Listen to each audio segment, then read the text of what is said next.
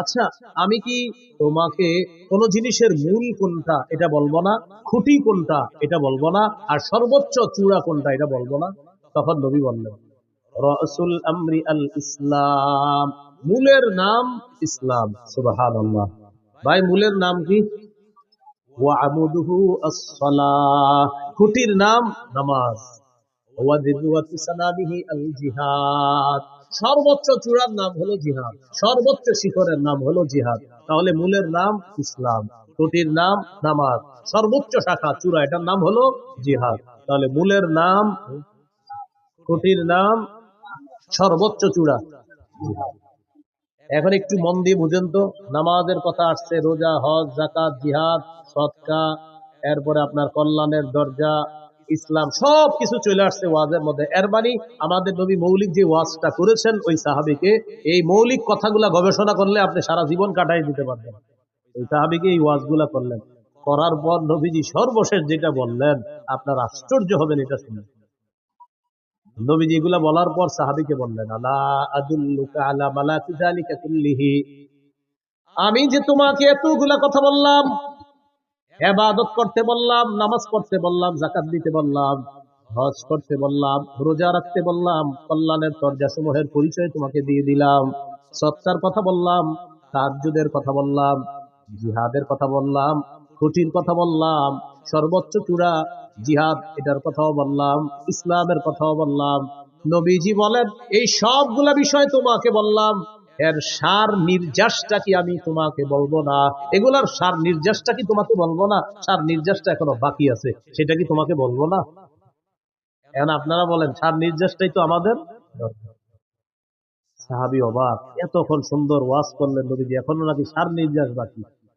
তো নবী সার নির্যাস বলার সময় বললেন, আফাদা বিলিসানিহি, জিহ্বা ধরলেন, ধরার পর বললেন, মুআজ কুফা আলাইকা হাযা, এটা নিয়ন্ত্রণ করো, উপরের সব ওয়াজ ঠিক থাকবে। এটা নিয়ন্ত্রণ করো, সব ঠিক থাকবে। মানুষ জিহ্বার মাধ্যমে তার আমলগুলো নষ্ট করে দেয়, সব বরবাদ করে দেয়। রাতে তাহাজ্জুদ পড়ছে 3টার দিকে, কয়টা? পাশাপাশি দুইজন হাঁটে সকালে। তো আমি ওনারে খালি বলি, আপনার বিড়ালটা 3টা বাজে এত ডিস্টার্ব করে ওনার। উনি আমার একদিন বলে, আচ্ছা 3টায় ডেলি আপনার ডিস্টার্ব করে কেন? আমি বললাম, 3টায় তাহাজ্জুদ করি তো, এই জন্য বিড়ালটা ওই সময় আমার ডিস্টার্ব। মানে আমার এতদিন বিড়াল বলার মাকসাদ হলো ওনারা জানানো আমি যে 3টায় তাহাজ্জুদ করি। আসলে ওনার বিড়াল ডিস্টার্ব করে এটা আমার মূল উদ্দেশ্য না। উদ্দেশ্য উনি আমারে বলবে যে আচ্ছা বিড়ালটা 3টায় ডিস্টার্ব করে কেন আপনার? 3টা একেও না, 59ও না, 2টা, 3টায় ডেলি ডিস্টার্ব করে কেন? আসলে ভাইজান আমি 3টায় তাহাজ্জুদ পড়ি তো, এই জন্য ডিস্টার্ব করে। উদ্দেশ্য আমি তাকে জানানো যে আমি যে তাহাজ্জুদ পড়ি, জিহ্বা রাতের আমলগুলা সব বরবাদ করে দিল। ভাই কথা বুঝে আসছেনি? তো নবীজি বললেন সব ঠিক থাকবে, এইটা ঠিক রাখো। এটা সাহাবী প্রশ্ন করলেন, ইন্না লামুআখাযুনা বিমা নাতাকাল্লামু বিহি ইয়া রাসূলুল্লাহ, ইয়া রাসূলুল্লাহ, জিহ্বার অপরাধেও কি আমাদেরকে পাকড়াও করা হবে, ধরা হবে? আপনার কাছে জানতে চাই।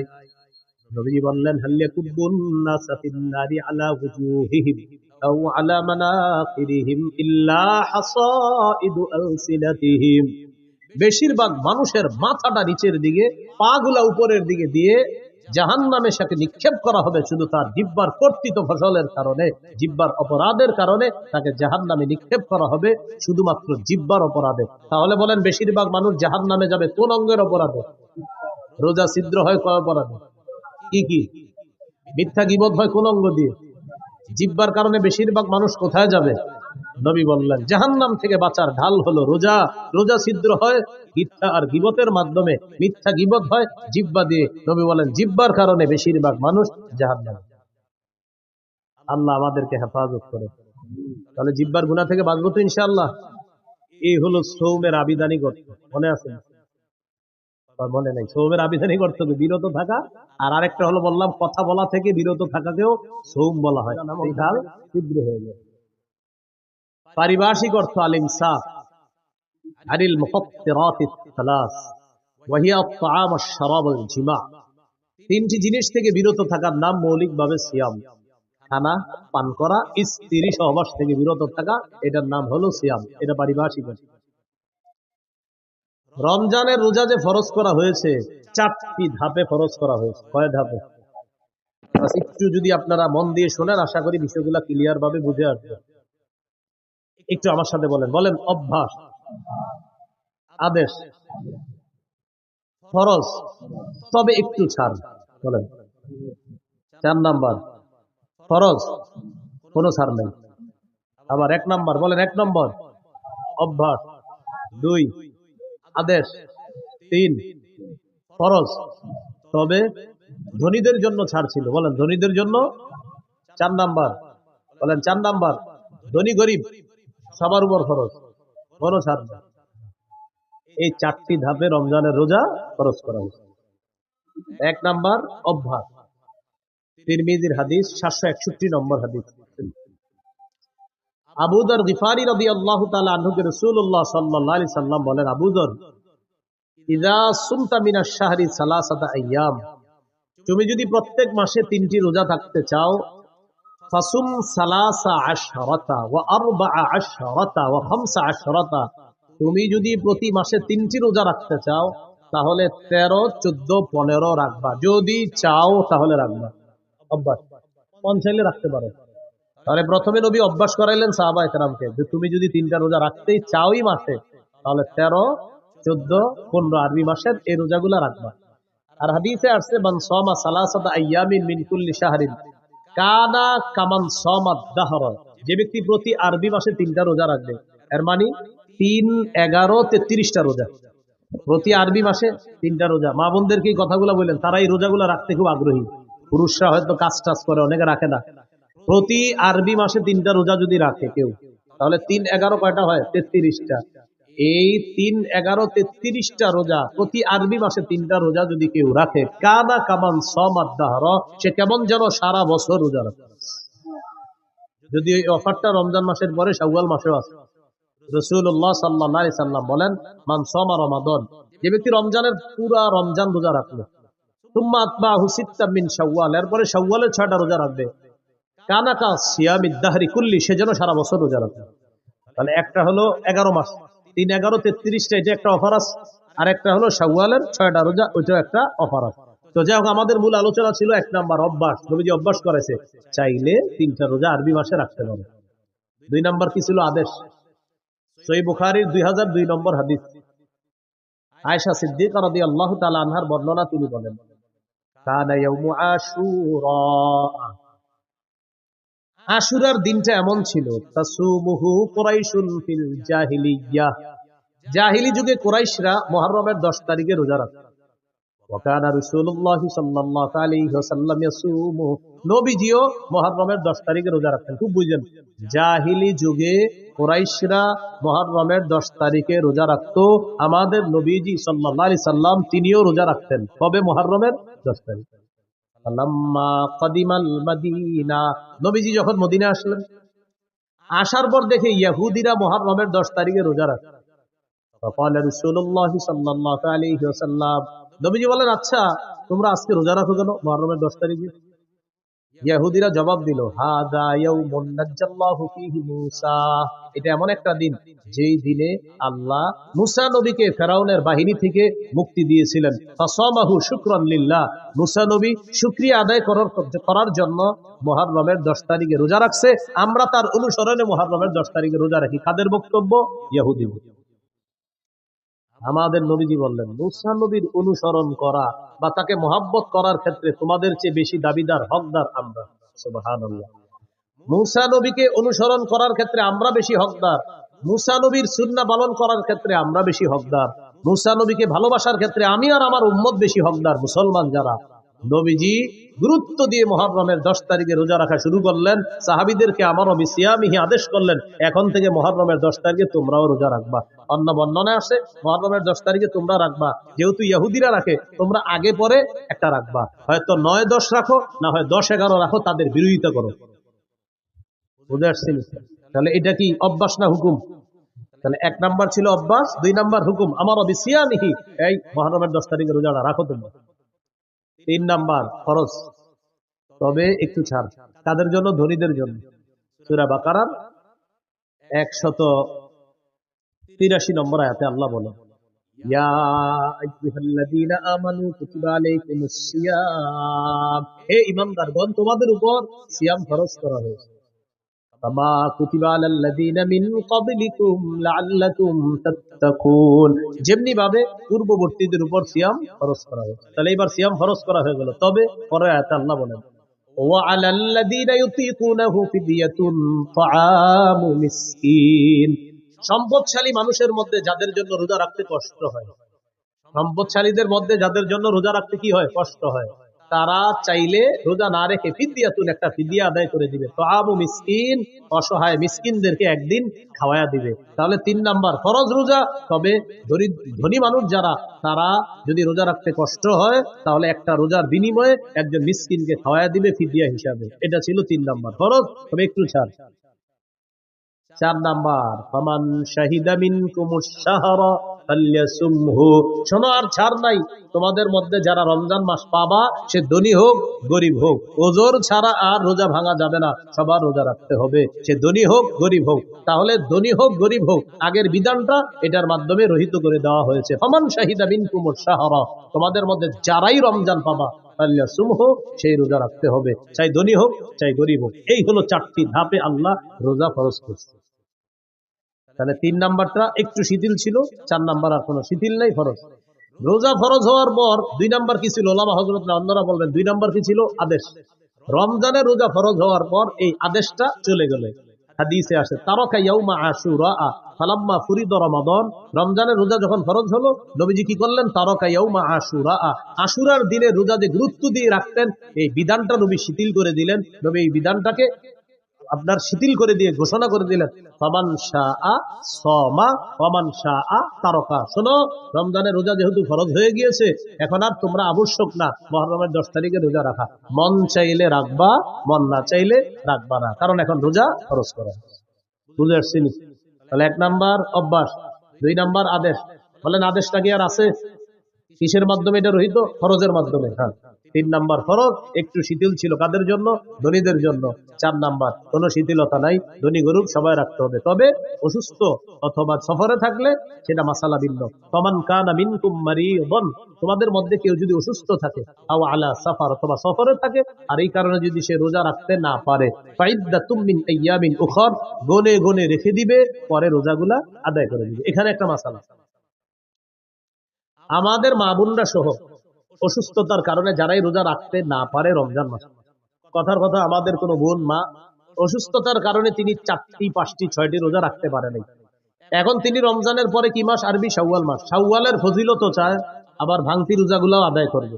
এখন অনেকে কি করে? ভাঙতি রোজা আদায় করতে গিয়ে শাওয়ালের নিয়ত করে ফেলে যে আমি আজকে ভাঙতি রোজা রাখতেছি, রমজানে যে 6টা রোজা আমার বাকি আছে, কথার কথা রমজানে ওনার 5টা রোজা ভাঙতি ছিল, তো উনি নিয়ত করছে আজকে আমি রোজা রাখতেছি, আমার রমজানে যে 5টা রোজা বাদ গেছে, এই আজকে প্রথম রোজা রাখলাম, আবার শাওয়ালের 6 রোজার 1 রোজার নিয়ত করলাম, হবে না। বলেন কি এটা? হবে না, তাদাখুল হবে না, আলাদা রাখতে হবে। যদি অসুস্থতার কারণে, কথার কথা আপনার 4টি রোজা রাখতে পারেন নাই, 5টি রোজা রাখতে পারেন নাই, এটা আলাদা রাখতে হবে। আর শাওয়ালের 6 রোজার ফজিলতের জন্য 6টা রোজা আলাদা রাখতে হবে।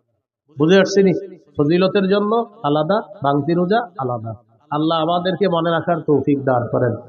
রমজানের প্রথম রাত যখন শুরু হবে, প্রথম রাতে তারাবি পড়বেন। রাতে কি পড়বেন? সাহাবী কেরামের ঐক্যমতে 20 রাকাত তারাবি, সাহাবায়ে কেরামের ঐক্যমত 20 রাকাত তারাবি পড়বেন প্রথম রাতে। সাহারির সময় উইঠা নবীর 12 মাসের একটা আমল আছে, 8 রাকাত তাহাজ্জুদ। বলেন কোন মাসের আমল এটা? 12 মাস নবী কয় রাকাত তাহাজ্জুদ করতেন? 8 রাকাত। এই 12 মাসের তাহাজ্জুদের 8 রাকাতের আমলটা সাহারির সময় করতে পারেন। হুজুর কেন 12 মাস করলে সমস্যা কি? আপনি কইরেন, আজকেও করেন, সমস্যা নেই, আজকেও আপনি 8 রাকাত করেন। কিন্তু রমজানে যেহেতু সাহারির সময় আল্লাহ আমাদেরকে উঠায়া দেয়, যেহেতু আমরা উঠি, একটা সুযোগ আছে আমাদের, তো এই সুযোগটা গ্রহণ করে রমজানে আমরা 8 রাকাত তাহাজ্জুদ করার চেষ্টা করব। তাহলে তাহাজ্জুদ বলেন 12 মাসের আমল, বলেন তাহাজ্জুদ 8 রাকাত তাহাজ্জুদ, এটা কোন মাসের আমল? এটা আপনি রমজানে পড়তে পারেন, যেহেতু সাহারির সময় ওঠেন। আর তারাবি এটা 12 মাসের আমল না, এটা শুধু রমজানের আমল। তাহলে তারাবি 20 রাকাত পড়বেন সাহাবায়ে কেরামের ঐক্যমতে। হাফেজ সাহেব যারা আছি আমরা একটু ধীরস্থির ভাবে তারাবিতে তেলাওয়াত করব, যেন মুসল্লিরা তেলাওয়াত গুলা বুঝতে পারে। দ্রুত আমরা তেলাওয়াত করব না, খুব সুন্দরভাবে আমরা তেলাওয়াত করব। কাদির, হাকিম, আলিম, সুদূর, এগুলা কিন্তু মুসল্লিরা বুঝে। নম্বর পাড়ায় রশিদ আছে না, কয়েকবার রশিদ, আমাদের এক মুসল্লি নাম আব্দুর রশিদ, উনি গনছে হুজুর আজকে আমি 12 নম্বর পাড়াটা পড়ছি, আর আমার নামটা কয়েকবার ছিল, আমি গুনছি আপনি এতবার পড়ছেন কিনা রশিদ, আমারে বলছে 12 নম্বর পাড়ার দিন। একদম পুরো আব্দুর রশিদ ভাই এখন আছে লালবাগে, উনি 12 নম্বর পাড়ার দিন আমার 1 বছর বলছে। এখন আমি ওই মসজিদে না, আরেক মসজিদে দাঁড়াই পড়াই, তো যে ওখানে যখন পড়াইতাম লালবাগে আপনার আমলিগুলা এসি মসজিদ, তো ওখানে আব্দুর রশিদ ভাই আছে একজন, তো উনি ওনার নাম যেহেতু আব্দুর রশিদ, তো 12 নম্বর পাড়ায় রশিদ আছে কয়েকবার, তো উনি গুনে রাখছে যে উনি 12 নম্বর পাড়াটা পড়ছে আর গুনে রাখছে রশিদ। হ্যাঁ, এভাবে গুনে রাখছে আপনার যে অমা আমরু ফিরআউনা বিরশিদ আলাইসা মিনকুম রাজুলুর রশিদ, এইভাবে রশিদ আছে কয়েকবার 12 নম্বর পাড়ায়, তো ওনার নাম আব্দুর রশিদ। তো এই বেচারা আইসা বলছে কয় হুজুর রশিদটা কিন্তু আপনি যেই বাক্য আমি গুনছি আপনি যে ঠিক এতবারে আমি পড়ছি আজকে, আপনি এতবারই পড়ছেন, তার মানে বেচারা আমার পড়াটা মন দিয়ে শুনছে। তো এই জন্য বলতে চাইলাম মুসল্লিরা কিন্তু আছে, উনি শুনতে চায় যে আজকে আমি যে পারাটা পড়ছি এখানে ইন্নাল্লাহ আলা কুল্লি শাইইন কাদির পড়ছি, মানে অনেকে দেখবেন আপনি যেটা পড়বেন উনিও দিনের বেলায় পারাটা তেলাওয়াত করে, তো রাতের বেলা উনি অপেক্ষায় থাকে যে এই পৃষ্ঠার শেষে তো একটা হাকিম আছে, হুজুর দিয়ে হাকিম পড়লো না, উনি অপেক্ষায় থাকে উনি হাকিম পড়বে, উনি খবির পড়বে, উনি আলিম পড়বে, তো এটা তো আগ্রহ, এটা ভালো। এই জন্য আমরা একটু বুঝিয়ে শুনিয়ে তাদেরকে পড়ার চেষ্টা করবো, বলেন ইনশাআল্লাহ। সুন্দরভাবে দেখেন এইখানে যারা আছে যারা হাফেজ না তারাও কিন্তু এই আয়াতটার সাথে পরিচিত, ইন্নাল্লাহ আলা কুল্লি শাইইন কাদির, সবাই পরিচিত না আপনারা? তো এটা যখন নামাজে শুনবেন আপনার মাথায় ওহো এটা তো আমিও চিনি, এটা আমিও জানি, এই আয়াত তো আমিও পারি, আল্লাহু আলা কুল্লি শাইইন কাদির, হ্যাঁ এটা আমিও পারি। এরপরে আপনার আল্লাহু খাবীরুম বিমা তা'মালুন, ইন্নাল্লাহা খাবীরুম বিমা তা'মালুন, এগুলো আপনি। এরপরে 19 নম্বর পারায় আছে আপনার বিসমিল্লাহির ইন্নাহু মিন সুলাইমান ওয়া ইন্নাহু বিসমিল্লাহির রহমানির রহিম। আচ্ছা বিসমিল্লাহির রহমানির রহিম পারেন না এমন কেউ আছেন? তিনি যখন 19 নম্বর পারার দিন শুনবে বিসমিল্লাহির রহমানির রহিম বলছে হুজুরে হ্যাঁ হুজুর হ্যাঁ আসলে ঠিকই তো, এটা তো আছে এখানে, এইভাবে তার আগ্রহ তৈরি হবে। হ্যাঁ, 24 নম্বর পারায় আছে আলহামদুলিল্লাহি রাব্বিল আলামিন, 24 পারার 15 নম্বর পৃষ্ঠায় আছে আপনার যে আলহামদুলিল্লাহি রাব্বিল আলামিন। তখন আপনারা আলহামদুলিল্লাহি রাব্বিল আলামিন পারেন না, কেউ সবাই পারেন। বুঝাইতে চাইলাম অনেক মুসল্লি আছে যারা অনেক পরিচিত আয়াত আছে, তারা এগুলো শুনতে চায় যে তারা ভিতরে হুজুর পড়বে আর আমি এটা মন দিয়ে শুনবো, তাহলে আমরা এইভাবে বুঝিয়ে শুনিয়ে একটু তেলাওয়াত করার চেষ্টা করবো, বলেন ইনশাআল্লাহ। তাহলে রমজান মাসে আমরা তারাবি পড়বো, সাহাবী কারামের ঐক্য মতে 20 রাকাত তারাবি পড়বো, ধীরস্থির ভাবে পড়বো, আর 8 রাকাত তাহাজ্জুদ, এটা নবীজির 12 মাসের আমল। প্রশ্ন হলো হুজুর এটা 12 মাস করি না কেন? আপনি করেন, কোনো সমস্যা নাই, কিন্তু রমজানে যেহেতু সাহারির সময় আল্লাহ আমাদেরকে উঠায় উঠি খাওয়ার জন্য, 8 রাকাত তাহাজ্জুদ করার চেষ্টা করবে। রমজানে দিনের বেলা যদি কেউ আপনার কাছে আইসা আপনারে বলে ভাই কি অবস্থা, কেমন আছেন, বললেন আলহামদুলিল্লাহ, তো তারাবি পড়ছেন? জি পড়ছি। এরকম কিছু লোক আপনারে বলবে কয় রাকাত পড়ছেন, বলবেন তারাই পড়ছি তো 20 রাকাত পড়ছি। 8 পড়েন নাই, বলবেন 8ও পড়ছি। 20 পড়ছেন, হ্যাঁ 20ও পড়ছি। আরে 20 8 দুটোটাই পড়ছেন, এটা কোনো কথা? পড়েন নাই কি, বলবেন ঝগড়া করি নাই, কি বলি নাই, ঝগড়া পড়ছেন কি, বলবেন 20ও পড়ছি 8ও পড়ছি। 20 কি বললেন, বলবেন সাহাবায়ে কেরামের ঐক্যমতে 20 রাকাত তারাবি, এটা পড়েছি। 8 কি বললেন, নবীজির 12 মাসের আমল তাহাজ্জুদ 8 রাকাত, এটাও পড়েছি। পড়েন নাই কি, ঝগড়া করি নাই, যে নিয়তে আপনি আসছেন এটা আমি করি নাই। আসসালামু আলাইকুম। নবীজি বলে দিয়েছেন ফাইন সাববাহু আহাদুন, কেউ যদি তোমার সাথে ঝগড়া করতে আসে বলবা ইন্নী মুরউন সাইম, হ্যাঁ আমি রোজাদার, ঝগড়া করতে পারবো না। ভালো থাকবে তো ইনশাআল্লাহ, আল্লাহ তৌফিক দান করেন। ইনশাআল্লাহ আশা করি আমি আগামী 5-6 দিনের মধ্যে রমজান বিষয়ক আমার একটা কিতাব বের হয়ে যাবে ইনশাআল্লাহ। এই মিম্বরের আমানত 8 খণ্ড আবাদত আছে, 9ম খণ্ডের মধ্যে আলোচনা হলো যাকাত, রমজান, হজ। 9ম খণ্ডের আলোচনা যাকাত, রমজান, হজ, কোরবানি, মুহররম। যাকাত, রমজান, হজ, কোরবানি, মুহররম, সফর। সফরে কিছু কুসংস্কার আছে, এই পুরো আলোচনাগুলো 9ম খণ্ডে আছে। তো ওলামা হযরতদের অনেকে বলে ওটা কবে আসবে, আমি আসলে 6 মাস ধরে বলতেছি আসবে আসবে, এখনো আসে না। তো সর্বশেষ বলতেছি ইনশাআল্লাহ আশা করি 5-7 দিনের মধ্যে এটা যে কোনো ভাবে ইনশাআল্লাহ আনার চেষ্টা করতেছি। তাও ইনশাআল্লাহ কিন্তু বারবার বলতেছি, আপনার আবার এরকম বলার সুযোগ নাই, কেউ বললেন তো 5-7 দিনের মধ্যে আসে নাই, তো বারবার বলতেছি ইনশাআল্লাহ আসবে। হ্যাঁ, এটা আপনারা একটু সংগ্রহ করে নেবেন। এখন ওই গাড়িতে 1 থেকে 8 খণ্ড আছে, এখন গাড়িতে 1 থেকে 8 খণ্ড আছে, যাদের প্রয়োজন হয় নিতে পারেন। 1 নম্বর খণ্ড সন্তানের 64টা অধিকার, 2য় খণ্ড শিরিক বেদাত কুফর তাওহীদ, 3য় খণ্ড হালাল হারাম সুদ, 4র্থ খণ্ড স্বামী স্ত্রীর অধিকার, 5ম খণ্ড লা ইলাহা ইল্লাল্লাহর ব্যাখ্যা, 6ষ্ঠ খণ্ড নামাজ, 7ম খণ্ড পাক নাপাকের মাসালা। যেমন শীতকালে ইমাম সাহেবরা প্রশ্ন করেন হুজুর ঢিলা নিলে হবে না, পানি কি নিতে হবে? আর গরমকালে প্রশ্ন করে হুজুর পানি নিলে চলবে না, ঢিলা নিতে হবে, করবেন কোনটা? এটা 7ম খণ্ডে আলোচনা আছে। 8ম খণ্ডে আপনার নামাজের মাসালাগুলো আলোচনা আছে অষ্টম খণ্ডে, যাদের প্রয়োজন হয় গাড়ির কাজ না ভেঙে গাড়ি থেকে সংগ্রহ করতে পারবেন। আসসালামু আলাইকুম ওয়া রাহমাতুল্লাহ। হ্যাঁ, সাহারি সাহারি খাওয়ার পরে যদি সময় থাকে অবশ্যই তাহাজ্জুদ করতে পারবেন। যদি সাহারি খাওয়ার পরে আপনার এখন আধা ঘন্টা বাকি, তাহাজ্জুদ করবেন, কোনো সমস্যা নেই।